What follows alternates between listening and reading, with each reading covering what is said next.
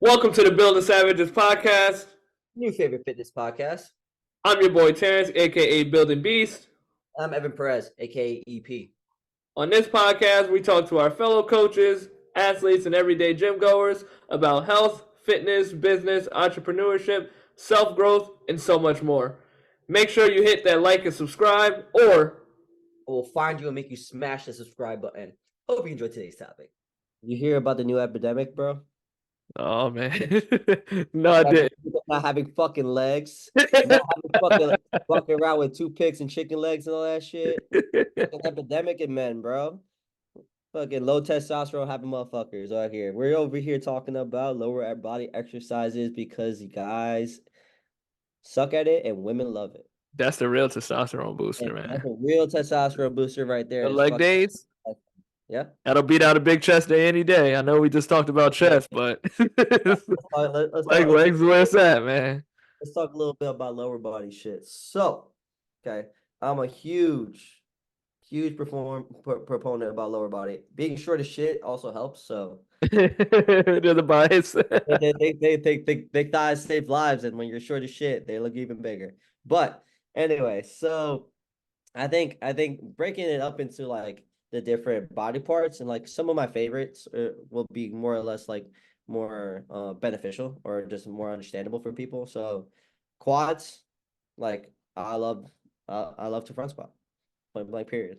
Love to front squat. You are a big front squatter. I'm a big front squat person. Once you get over the fact that the bar is choking you, like you can develop big ass legs. But I'm a big front squat person for hamstring for quad strength and development. But I also like to incorporate a lot of volume. For my lower body, I do a little bit of mix of both. I don't have machines in my gym, so I've started falling in love with sissy squats.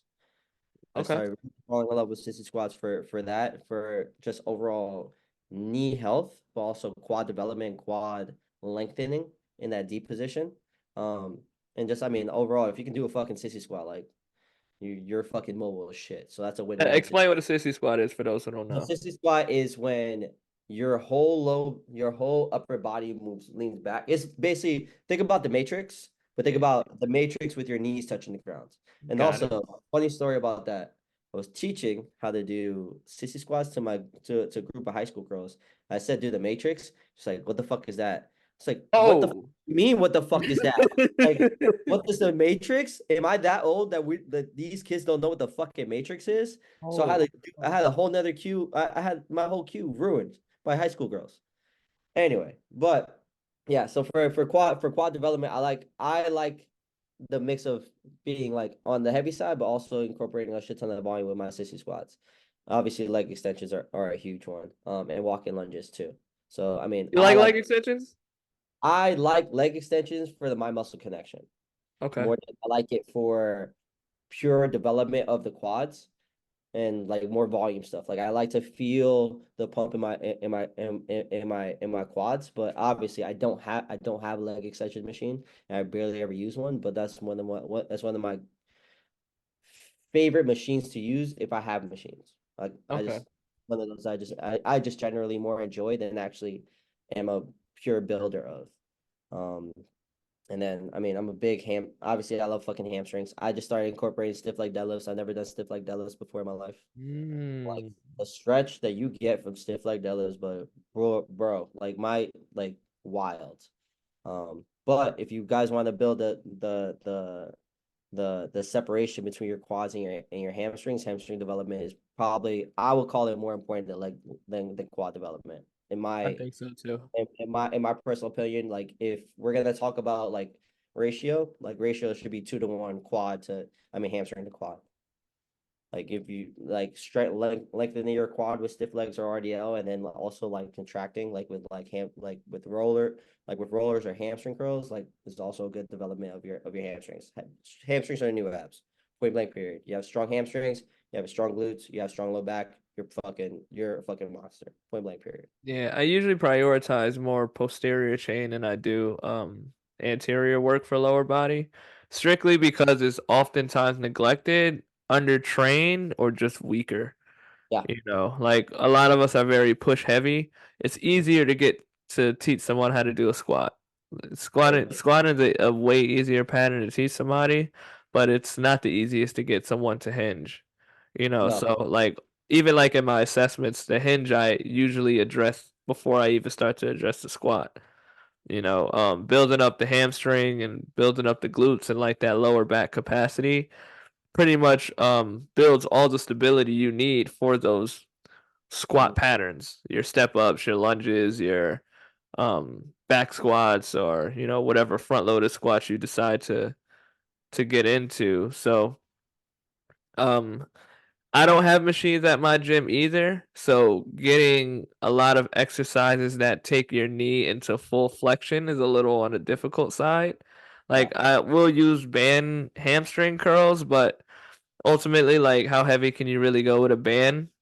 So I kind of use that more for like just building up that deep knee flexion strength to have that range of motion to go there. So we just kind of use that for like blood pump and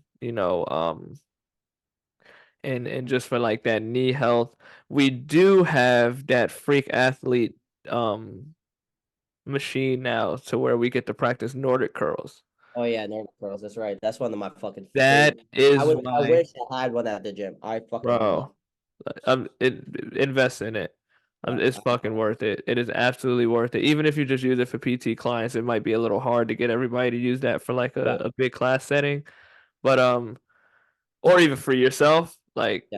this machine works wonders. And this isn't a plug. This is more so just talking about the beauties of the Nordic Yeah. movement. So Nordic curl is, if anybody knows, the glute ham raise is similar, but it's harder because Mhm. this is more like anytime you see a Nordic is you'll like somebody's holding your feet down and then you got to lower your body all the way down and curl yourself back up.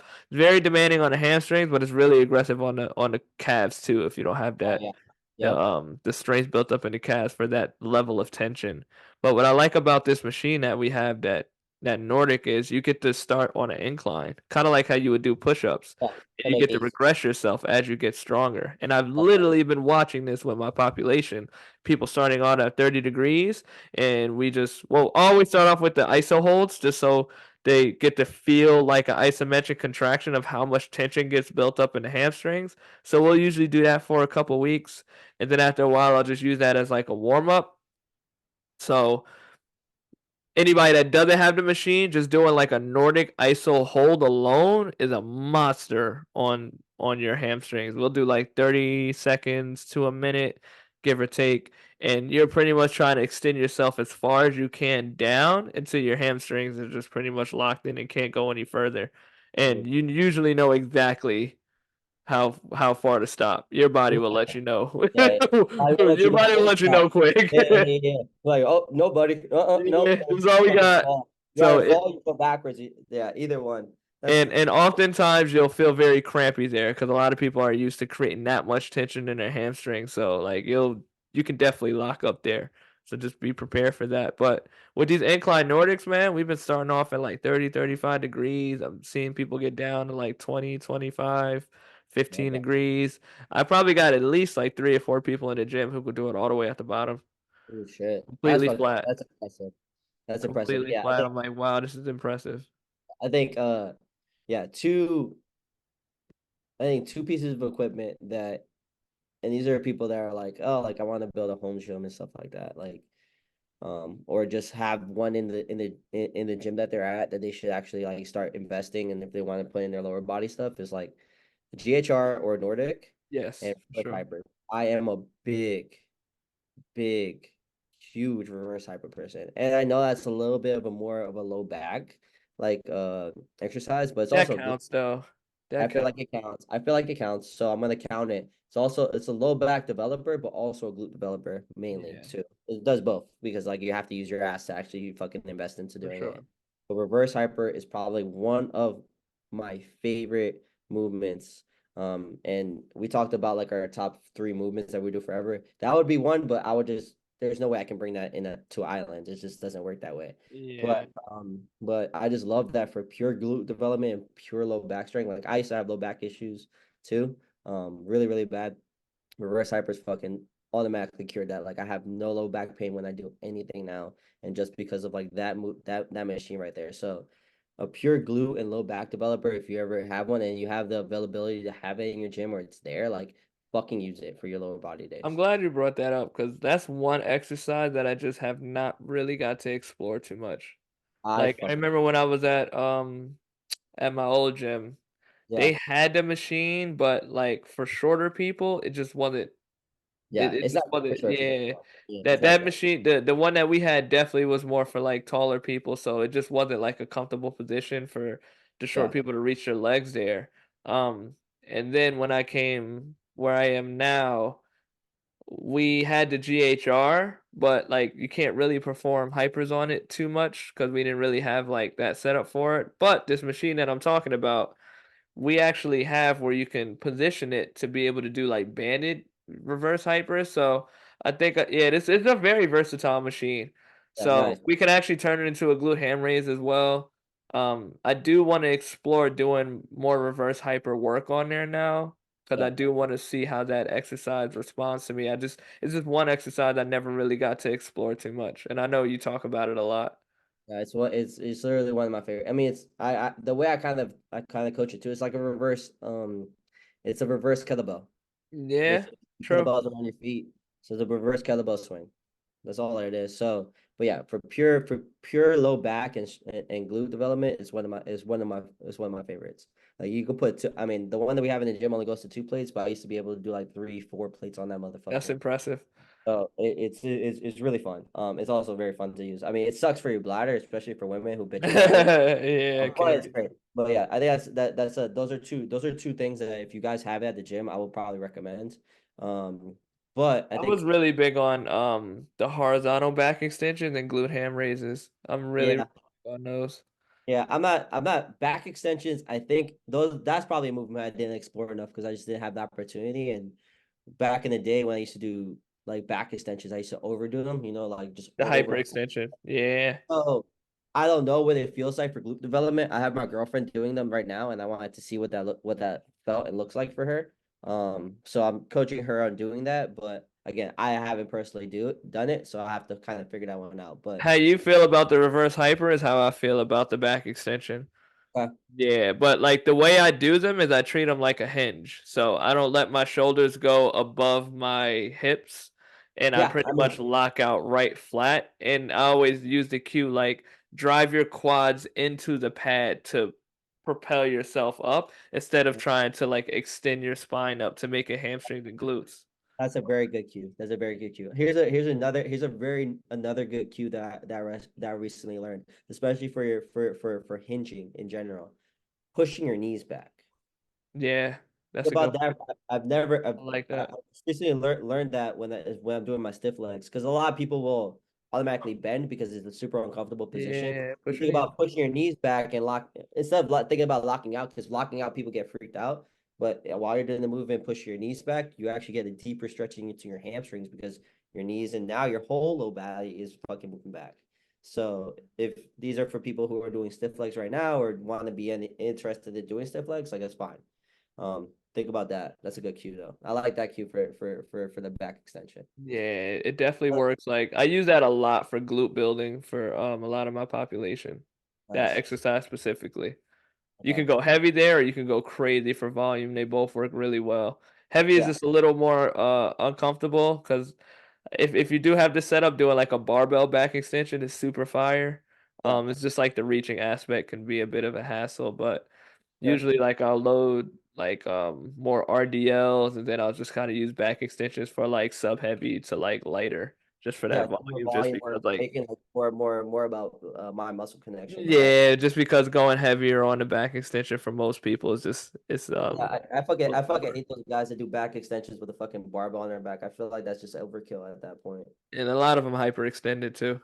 Yeah, this is Yeah, overkill. I don't really do my back extensions for hyperextension. I feel like people do that enough in their day to day, so I literally treat it more like a hinge. Exactly. Let me see. Oh, glute development. So, because I mean, we talked about it a little bit, but we talked more about post chain and quad development. I think for glute development, for me, single leg movements are like the king of those, just in general. But I think people usually get misconstrued about where their chest position needs to be. So Mm, like everybody's always like keep tall, keep tall, keep tall to keep your back in line with your body and stuff like that. But if you really want to develop your glutes, especially like on the rear foot, reverse lunges, or any split stance movement, keeping your chest over your foot so then you put a lot more pressure on that front foot will actually give you more glute for development sure. and actually quad and hip. So your chest position plays a huge role when it comes to especially developing your glute on single leg movements. And if you want to develop your quads or your hip flexors, go ahead, keep your chest up. It's fine. Yeah. If we're talking pure glute development on the single leg movement, leaning your chest over your foot, putting more weight on that front foot, keeping your back flat without actually rounding, okay, will develop your glute like you have no, like you do not believe. And I think Yeah. glutes are also one of those movements too, where like for some movements, I like to feel it. So like we talked about this with chest, where I like to feel the deep ass stretch and like of the 2 extra inches. Title of my OnlyFans page. But anyway, but it's a really deep stretch when I'm doing it. It's the same thing with glutes. Like a real good cue that I use for a lot of women too is like if we do single arms, like split squats or reverse line, hold your ass. Like Yeah. hold your ass and really think about leaning forward, think about feeling it and thinking about coming back up. Like I feel like that's people just do things to do things, especially when it comes to like things that suck. So like rear foot or like a lot of single leg movements that get your heart rate up. Like you have to have the mind muscle connection enough to do certain things. And I think that glute development is one of those movements where you should be able to do it, or hip thrust too. So like pausing at the top. Yeah, I'm big on the hip thrust. But more importantly, like what you were saying with like the falling over of the chest, what people want to be mindful of with that is that comes from the hinge. So Yes. making sure that you're when you're leaning over on the chest that you're hinging at the hips to allow that torso to fall over. So literally just how much you start to flex the hip is going to put your chest where it needs to be. If I want to be Exactly. really upright, I'm not really so hingy at my not hingy at my hip. So naturally that's going to make me more upright. So when I drop, my line of pull is going to be more directly on the quad. But when I start to hinge a little more, I start to get that forward lean and my posture's still straight now because my shoulders are aligned with my hip bone, but that hinge just increases that range of motion in the glute. So now when you drop down in your squat, you're exposing the glute more for pretty much for resistance or the line of pull is more on the glute so we get a better activation there. So Yeah. really playing around with how you hinge your hips is going to dictate whether this is more of like a upright quad type of movement or a glute hingy type of movement. Yeah, very true. I think also another tip for people who want to feel their glutes when they're, um, well, kind of two tips. If they just want to feel their glutes, like for squats, hinging, or a single leg, like you guys can use bands, like obviously around your knees, or like you can use an RNT to pull your knee out when you guys are doing a single leg, so it forces you to use your glutes. But I like speed, so I like like slow eccentrics on the way down, and think about driving out of the bottom. And a lot of times when you automatically think about driving out of the bottom, you have to squeeze your ass. So if you want to build a mind muscle connection without having to think about it, like it's like with kettlebell swings. Like you can't do kettlebell swings slow. But when people start thinking about doing them slow and not squeezing their ass, they don't actually use their ass. So like your fucking post chain is very powerful. It's a very powerful fucking hamstring glute low back. The more you think about driving, okay, out of the bottom or using your hips and using your glutes and squeezing your cheeks, a lot more you guys are gonna feel it and actually put a lot more emphasis into doing it. So I'm a big proponent of being explosive out of the bottom, especially like on certain movements, because then it forces you to actually use your glutes in the correct way. This is me. I'm a little opposite in that. I usually don't have people explode so much out of the bottom, but I more so definitely emphasize the extension part of it. Yeah. So Like I think the yeah. only thing that's scary about that is that it for people who don't understand what I mean by being explosive, they overextend. Yeah. That's kind of where it gets iffy. I think this is more of a cue for people who have their technique down, who understand where their hips need to be pelvically when they actually like are doing their extension of the movement. But I'm a big fan. I like to teach it that way because then it also teaches them to drive out of the bottom. Like Got it. drive out the bottom, don't get stuck because a lot of people who don't understand that if you come up slow, like you're also like making the movement harder. So like it just I guess it depends on how you're coaching it, how you're cueing it, or what exactly is the idea today. Uh, Yeah. yeah, I'm a big I lean more towards the let's be explosive out of the bottom and let's control on the way down so you can feel the stretch and the eccentric of the movement, but you're popping on the way up because I mean watch Yeah. these fucking glutes. Yeah, I teach is slightly different. I definitely focus on the slow eccentric because I don't like people bouncing around on the hip thrust or Yeah, yeah. even on Oh, your RDLs. But yeah. making sure like you at least hold that pause for at least a second at the top for most people, just so they can feel that their glutes are engaged on that lockout is super, super key for me. And I just think that protects the spine a little bit more too, so you're not just like a little janky and just like all loose, just bouncing all over the place Yeah. on your RDLs or on your like on your hip thrust or anything like that. But yeah, to take it back, like I'm really big on posterior development for your lower body. I know I didn't talk about squats too much, but I'm a big squat guy. You know, like I just think the squats are just a very important pattern to have for the body. So I just don't prioritize it over the hinge because the hinge is harder to teach. And if I Yeah. can teach somebody to hinge, I can easily teach somebody how to squat because you have to be able to hinge to squat. You don't have Yeah. to necessarily be able to squat to hinge though. So Yeah, that's a good one.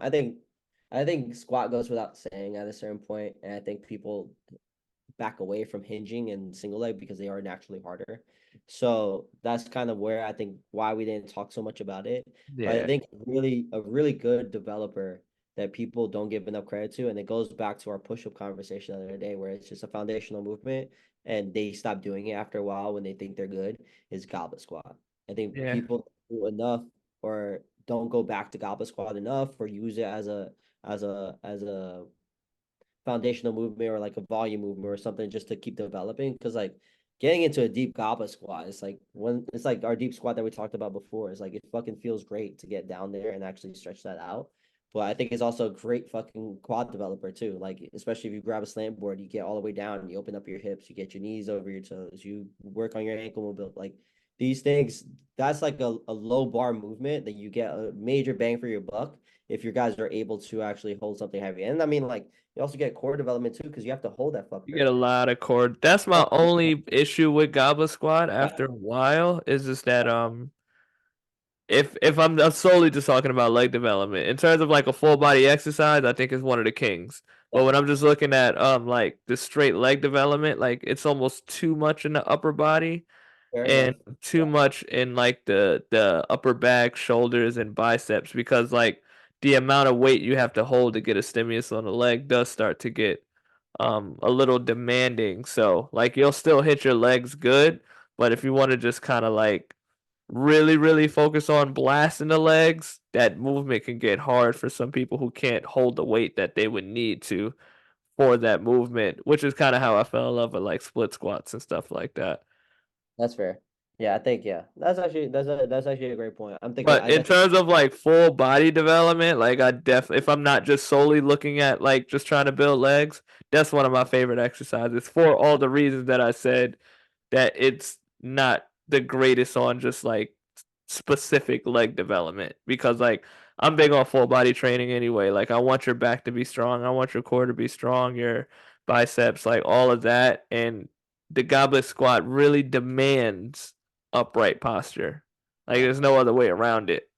And it yeah. really demands a lot out of your torso to be able to hold. So this is more like an intention conversation. If I'm looking for full body blasting, I'm gonna load a heavy goblet squat. But if I'm looking for more like leg independency or like really like leg development, it's not my go-to choice. I'll try to choose something else that doesn't require so much upper body emphasis.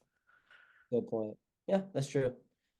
Yeah, there you go. You're so smart, man. I'm so proud of you. This guy's That was good. nuts. That was good. That was good. That was good. I think that's a good way to end it. I think the main points that we're gonna cover is like post train, like train your post chain, like is very important for overall development, just in especially your legs and your size. I think something that we did miss and you kind of covered a little bit, and I think people need to realize is that uh doing your leg, because we're big on full body people. We're big full body programmers.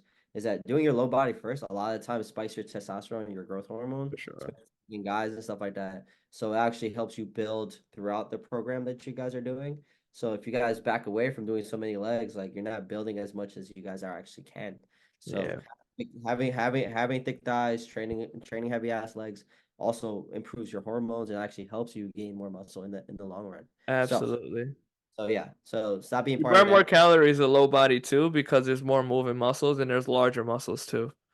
So it's always a win. It's always a win to implement lower body into almost any training program in general. But I mean, like for the guys who just don't do it because they're fucking scared and it sucks, it's just you're missing out on a whole bunch of fucking Yeah. and a whole bunch of fucking gains that you guys can be developing, especially in your upper body.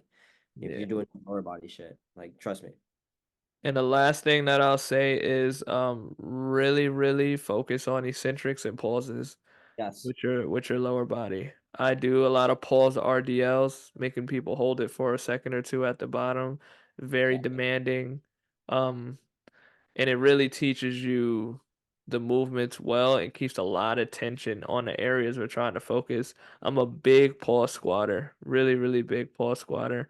I've been having people do a lot of double pause squats lately, which sucks. You pause at the Double pause at bottom, the bottom and then a little bit on the way and up. then and then I have them pause at their sticking point. Ah, so they have Some to. people I have a little higher than others, depending on what their sticking point is, but it's pause at the bottom, and then you pause a couple inches up at that sticking point, then you come up. I do I like that. love that exercise so much. I think it really teaches people how to stay under their hips.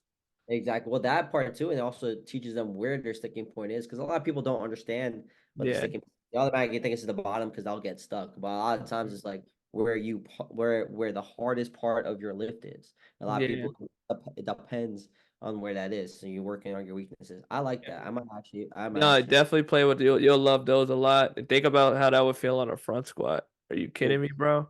That would ooh. be insane. I never thought about doing it for a split squat, but now that I brought it up, that might be a good idea. I've done 1 1/4 like rear foot I do before. those. Yeah, 1 1/4s are fun. One But and yeah, one I quarter. like double pauses because like it really forces you to be more in tune with the exercise. Yeah. What one thing that I see a lot on squats, um, especially on the way up, like someone will pause at the bottom Yeah. and the pause will be good, but when they come up, their hips might shoot back and then they got to get back under them. So I Yeah, feel because like the double pause helps with that shooting back part because now you have to hit that sticking point and go through there. And that's definitely helped a lot of people from like their hips shooting back on a squat for sure. I like that. Yeah, I might have to program that next week. Okay. Yeah, Yeah. play with those. Let me know how you like those too. I think you'll enjoy those a lot. Yeah. And then I'll Yeah. play with reverse hyperextensions. That'll be my homework. Yeah. All right. Cool. We're educating each other Yeah, while we're fucking man. Right on air. right on air. I love that shit. All right. So yeah, I think Yeah, that's about man. it. I'm happy with that. Thank you guys for listening. Hopefully, this episode helps you build those tree trunks like we're looking for. So Five, get your step hoochie five. daddies out. Get hoochie daddy season. Get those 5 inch shorts out. Yeah. Last episode was chess, and then we just went straight to hoochie daddies on the next Yeah, episode. tank top and 5 inch shorts. I love it. I love it. It's such Real like 80s bodybuilder vibes on Venice Beach. exactly. Dudes Exactly. walking around with like cut off jean shorts and like plaid t-shirts. We're wearing crop tops. We're buying crop tops. Men's crop tops. Bring those back. Yeah, man. Like and subscribe, set those notifications, and stay locked in, man. We're gonna keep dropping that fire for you guys. Yes, sir.